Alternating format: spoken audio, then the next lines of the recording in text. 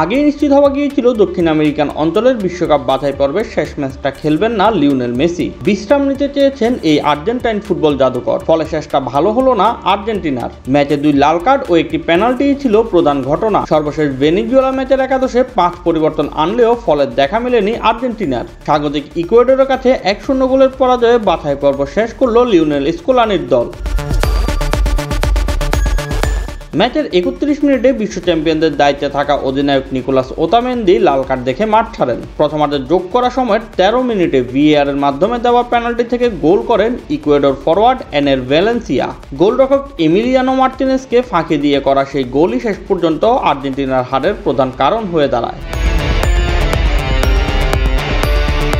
তবে পেনাল্টির সিদ্ধান্তকে ঘিরে উঠেছে বিতর্ক। আর্জেন্টাইন ডিফেন্ডার নিকোলাস তাগলিয়াফিকোর কোনই প্রতিপক্ষ অ্যাঞ্জেলিও প্রিসিয়াদোর মুখে লাগলেও সেটি ইচ্ছাকৃত ছিল না বলে রিপ্লেতে এমনটাই ইঙ্গিত পাওয়া যায়। মাঠের রেফারি বাঁশি না বাজালেও VAR এর পর সিদ্ধান্ত বদলে পেনাল্টি দেন কলম্বিয়ান সেই রেফারি। এরপর সেই সিদ্ধান্তই হয় ম্যাচের নির্ণায়ক। ম্যাচের দ্বিতীয়ার্ধে কিছুটা স্বস্তি ফেরে আর্জেন্টিনার শিবিরে। 50 মিনিটে নিকোলাস গঞ্জালেসকে অবৈধ ট্যাকেল করে দ্বিতীয় হলুদ কার্ড দেখে মাঠ ছাড়েন ইকুয়েডরের মিডফিল্ডার কিসাইদো।